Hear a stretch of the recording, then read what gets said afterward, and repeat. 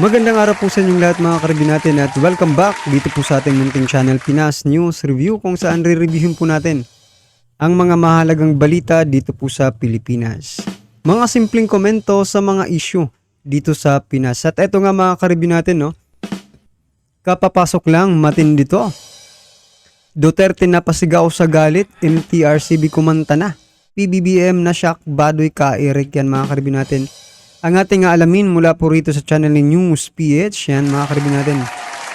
Nasa description po ang full video link ng balitang ito. Subscribe na po kayo kay News PH, yan mga karibyo. At kung bago ka pa lang at di pa po nakapag-subscribe sa ating munting channel, please don't forget to subscribe. At i-click na rin po ang bell notification para updated ko po sa lahat ng ina-uploads nating reaction video. At eto na nga, sama-sama at sabay-sabay po natin pakinggan, panoorin at bigyan ng reaksyon ang balitang ito. Eto na po. Ito po, 14 days po na si Tatay Digong, yung gikan sa masa, ay suspended. At pati po yung kay Ka Eric na ano na nga yung programa ni Ka Eric at ni Dr. Lorraine Badoy. Ang tanong ko lang, meron po bang ano talaga na sa bansa? Meron na po ba sa bansa natin na yung dating Pangulo ng Pilipinas ay pinagbabawalan ng magpahayag, no? Censorship. Ang alam ko sa inyo, MTRCB, hindi po kayo dapat magse-sensor. Wala po kayong kapangyarihan na mag-sensor, no? Ang sa inyo, dapat tinitignan nyo kung ito ba, di ba, naglalagay lang kayo, patnubay ng magulang, ganun lang, di ba? Tapos, ilalagay nyo lang na may mga hindi bagay sa bata. Di po ba ganun lang yung MTRCB? Bakit may mga suspension? Iba po yung dapat, yung tingin ninyo dito sa programa nila Vice Ganda at saka sa programa ng Pangulo ng Pilipinas, dating Pangulo ng Pilipinas. Hinalal ng mamamayang Pilipino yan, no? Tapos pagbabawalan nyo nang wala naman kayong basehan, kundi mga reklamo lamang ng reklamador lahat yung mga yan. Reklamo dito, reklamo dun. Yung nagreklamo na yan, matagal na po nagre-reklamo yan. Hindi ka pa tao, Soto, no? Ikaw anak. So yan mga karibin natin, no? Parang eto lang opinion ko lang ito mga karibin natin, no? Bakit nagawa ng MTRCB mga karibin natin na suspindihin, no? Itong programa ni dating Pangulong Duterte. Pero ito pong mga pelikula, mga programa mga karibin natin na may mga malalaswang, di ba? Mga eksena mga karibin natin, hindi tuloy nila. Diba? Marami pong kumakalat na ganyan ngayon mga karibin natin Lalo na po dito sa pangalanan ko na po mga karibin kasi alam nyo rin naman to Diyan sa Viva Max mga karibin natin, di ba? May mga eksena na hindi talaga pwede mga karibin natin na ipalabas, no? Kasi mapapanood ng kabataan. Bakit yan? Hindi nyo sinususpindi, hindi nyo pinapatigil yung kanilang mga ginagawa. Diba? Just for common sense lang mga ka-review natin. Kasi wala rin naman tayong alam sa mga batas-batas na yan, diba? Common sense lang. Bakit ba? Anong meron dito sa programa ni dating Pangulong Duterte, mga ka-review natin, na sinuspindi nila? At bakit doon sa mga programa ng yan, Viva Max nga, mga ka-review natin, so alam nyo rin naman yan, diba? Bakit nyo po pinapayagan yan? Napopolitika na rin po ba ngayon ng MTRCB? Yan po ang tanong mga karibin natin nababayaran na ba ang MTRCB ngayon mga karibin natin? Malamang siguro, hindi lang sa ngayon, malamang dati pa. 'Di ba? Kasi 'di ba, marami pong kaya nga mas malala po ngayon mga karibin natin kasi harap-harapan na po itong harap-harapan na po itong babastos. 'Di ba? Kayo po ang mga bastos. 'Di ba?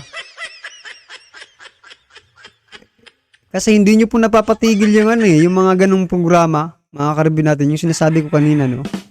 Pero dito sa programa ni dating Pangulong Duterte, mga ka-review natin, agad-agad suspended agad, mga ka-review natin.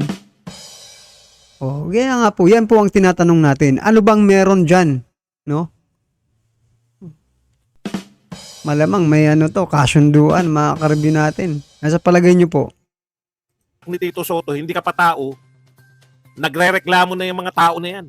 Tapos sasabihin nyo, dahil may nagrereklamo sa gikan ng masa, si President Duterte, presidente ng Pilipinas yan. Binoto yan ng tao. Masyadong, pipigilan nyo magsalita ang dating presidente. Anong gusto ninyo talaga mangyari sa Pilipinas?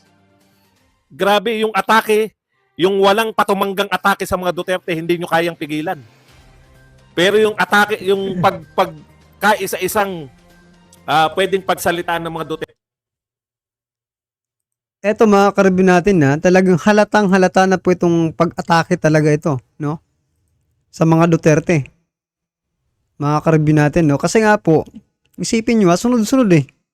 Ayaw talaga nilang tigilan, mga ka-review natin, yung mga Duterte, mga ka-review, Sunod-sunod eh. Well, anyway, wala rin naman tayong magagawa dyan kasi sila po ang nasa kapangyarihan ngayon, mga ka-review, di ba? Ang magagawa lang po natin, i-share po sa ating mga kababayan, di ba?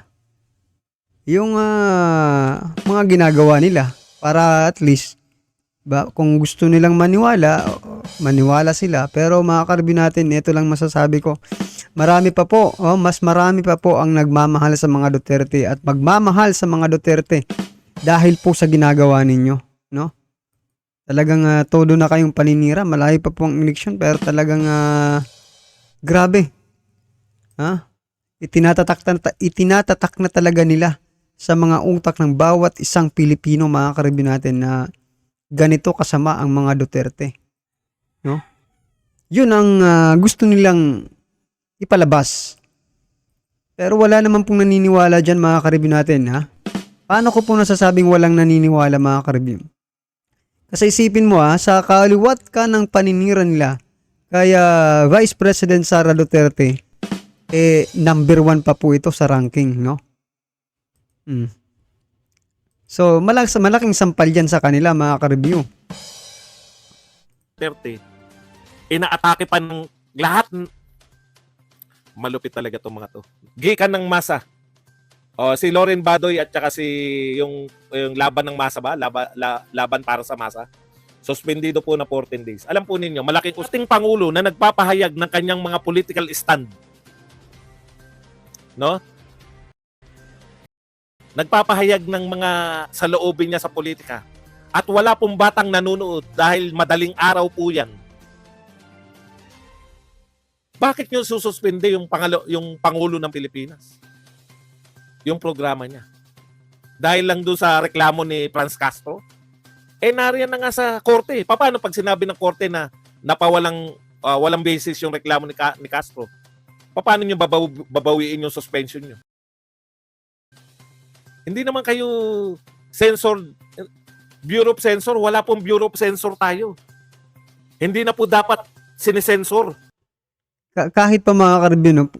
For example lang, manalo dito si dating Pangulong Duterte dito sa kinakaso ni Castro, mga ka-review natin, at nasuspindi nga ng MTRCB, no? Kasi yung gusto lang naman nilang gawin dito, no? Yung gusto lang nilang ipalabas, masama po si dating Pangulong Duterte, no, mga ka-review natin, kasi sinuspindi. Once na, like for example, mga ka-review natin, sa isang company, di ba? Pag sinuspindi ka, mayroon kang ginawang kasalanan, mayroon kang maling ginawa, di ba? Or basta mali ka, di ba? Kaya ka nga sinuspindi kasi mali ka. Yun lang po yung gusto nilang ipalabas dito, na mali po si dating Pangulong Duterte. Ngayon, mga ka-review natin, for example, mapatunayang, di ba? Hindi nagkasala or walang dito si Pangulong Duterte, mga ka-review natin. Ano naman ang gagawin ng MTRCB? Hihingi sila ng tawad kay Pangulong Duterte, dating Pangulong Duterte? Yun lang ba yun? paano yung ginawa ninyong ano, di ba? Itinatak ninyo. Kasi yan naman yung inano nyo eh. Yan naman po yung gusto nyo mangyari. Gusto nyong itatak sa isipan ng mga tao na mali si Duterte kasi kaya nga nasuspindi kasi mali. O, yan po yung tatatak sa taong bayan eh. No? Talaga naman oh. Tignan nyo nga yung MTRCB. Ano ba ibig sabihin yan? Hindi ko rin alam. Motion TV, motion picture, television, rating, board. Yan ang alam ko. Rating lang kayo, i-rate nyo. Lalagay nyo rin pang adults.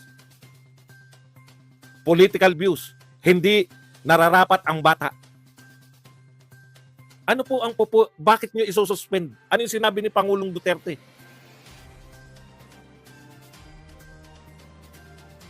Nakikita na naman yan.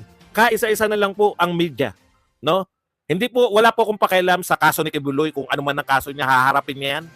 Malamang haharapin niya yan kasi kinasuhan siya ng kung ano-ano. Wala pong kinalaman wala po akong pakialam doon. Ang pinakikialaman ko, isususpend niyo yung gikan ng masa. Marami kaming natututunan doon, no? Marami kaming mga ayaw ibalita ng media. Marami kami ron impormasyon na hinuhold ng media. Pangkaraniwang media, yung mga print and media. Hindi po nila binabalita. Diyan po namin natutuklasan, no? Kay Pangulo. Halimbawa po, yung mga ginagastos nila, yung pera diyan sa Kongreso. Ano po ba masama na natawagin na most rotten? Yung po ba? Bakit po nyo isususpend? Sanay naman po ang mga Pilipino kay Pangulong Duterte. 6 na taon namin naging Pangulo yan. Bakit? Hindi naman po ngayon lang tao yan na nagmumumura o ano. Sanay na po yung mga Pilipino dyan. At mga rin mga karibin natin, paano kung dilawan po yan? For example, dilawan po si dating Pangulong Duterte. At sagsalita siya ng mga ganyang salita mga karibin natin. Hindi kaya yung mga mainstream media agad alsabalutan papunta sa Davao para mag-cover mga karibyo natin? Ba? Kasi ano yan eh, dilawan yan eh. Dahil nga po ito si dating Pangulong Duterte ay parang parang sinasabi niya lang yung gusto niya sabihin about sa government na yung ngayon yung administrasyon ngayon. 'Di ba? Opinion niya po 'yun. Pero ni isang makakareview natin, bihira po siyang makover ng mga mainstream media. Kasi ba tapos na ang niya? Kasi dati pa naman di ba? Ayaw niyo na talaga sa mga mainstream media, makakareview natin. Yun ba, MTRCB? Gumaganti ba kayo dito kay dating Pangulong Duterte? Dahil sa, 'di ba? Nung kapanahunan niya talagang galit po siya sa mga alam naman po natin ang MTRCB po ay sa mga media, 'di ba? Mga karbi natin. Sila po yung ng mga nagre-rate ng mga programa. 'Di ba? So, posible nga pong may mga kasunduan, mga karibin natin, no? Between those mga networks, mga karibin natin, na binanatan ni dating Pangulong Duterte. Pero isa lang po yan, mga karibin natin, sa nakikita po nating opinion lang, yan dahilan, for example, no? At ang pangalawang dahilan naman po, ay posible bang nag-usap ang MTRCB at itong si Speaker Romualdez? Mga kareview natin. At nagkaroon po ng kasunduan para siraan or isuspended yung programa ni dating Pangulong Duterte dyan po sa SMNI. Nako. Well, anyway mga kareview natin, ano man po ang mga dahilan? Kailangan din po sigurong managot itong MTRCB, mga kareview natin, sa mga ginagawa nila. Parang parang kongreso rin. Parang House of Representative rin, mga kareview natin. No? inaabuso rin yata nito ang kanyang kapangyarihan, mga ka-review. Sa palagay nyo po, anong inyong masasabi dyan? I-comment lang po sa baba.